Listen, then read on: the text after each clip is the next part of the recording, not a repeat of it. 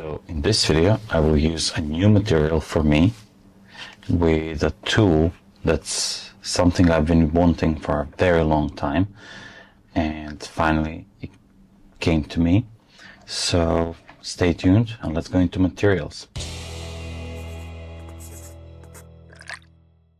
First material will be 2487 in size 14 by TMCO. It's a curved hook, which you can use a straight hook, classic hook, TMCO 100 for example, or whatever you like. It's up to you. The reason why I'm using curved hook here is because the curved hook can sink a little bit deeper into the water column, and that's something that fish like. They recognize it as something more vulnerable, so kind of an emerger, and I think that's one of the triggers for any fly that sits lower in the water film. Second material I will use is hare's dubbing in some kind of orange or rust color, and it's spiky, as you can see.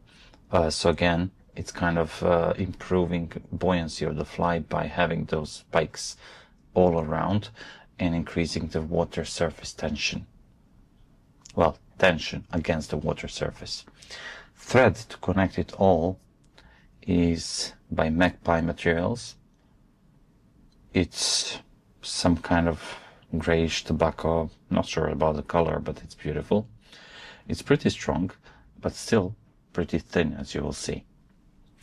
And very special material that I've got from Gordon Wonders Bay. I saw it on his flies and it was amazing. I love the marking on this material. I love the thickness of the hair. Because it's thicker and with shorter tips, it just screams buoyancy. And after talking to Gordon, he suggested that I should use kind of same volume of the hair, meaning if you have 1 cubic centimeter of hair, deer hair, you should use 1 cubic centimeter of this hair. Then again, you'll use less hair. If you count them all, you'll use less hair because this is thicker. So meaning this hair is more buoyant. But it's also very kind of stiff, kind of like elk hair, but not wiry as elk, just stiffer.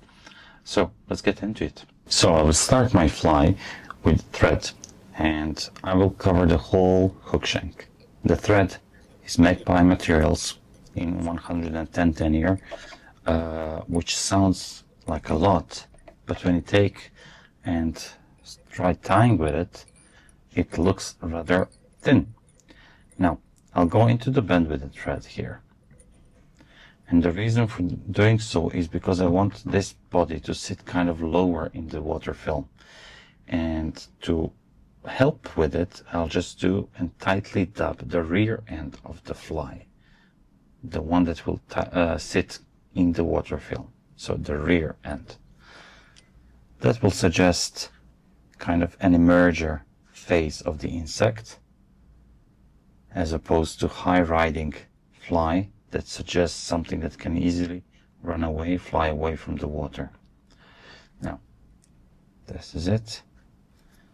At this point I will just add loosely, like barely holding around the thread dubbing. That will suggest legs, life, movement. I did it recently in one of the videos, so nothing new here. I just want to show you klipspringer and the tool that I'm using for this fly. So because I'm just super happy to try new stuff. Now, when I have enough room here, as you will see, I'll just remove this dubbing here.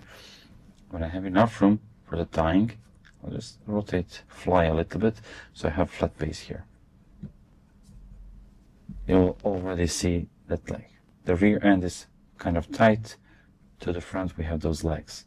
Now, the klipspringer, such a beautiful material. I'll just remove the bunch.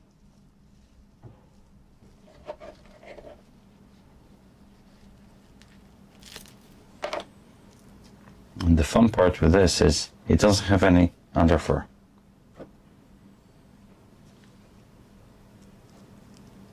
I'll add it inside kind of, it's easier if I go backwards and then just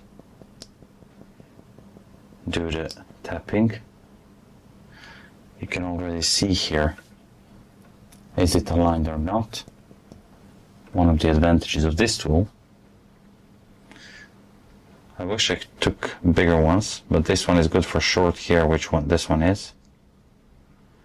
I just pressed it a little bit against the edge to align the curved hairs to stay together. Remove the hairs in the direction you want to use them. Measure and pre-trim, because this hair has rather short buttons.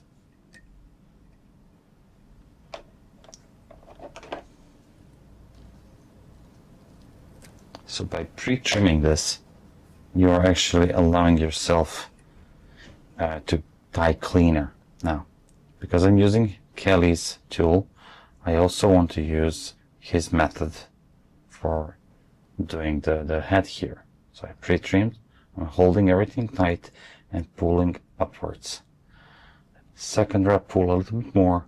Third wrap, pull a little bit more, and then go fifth through the hair.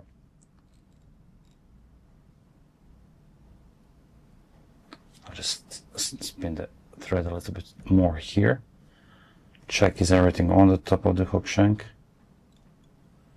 and go through the butts, then go under.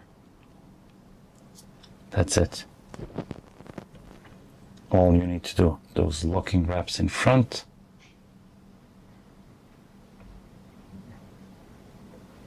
you got a short kind of bulbous head.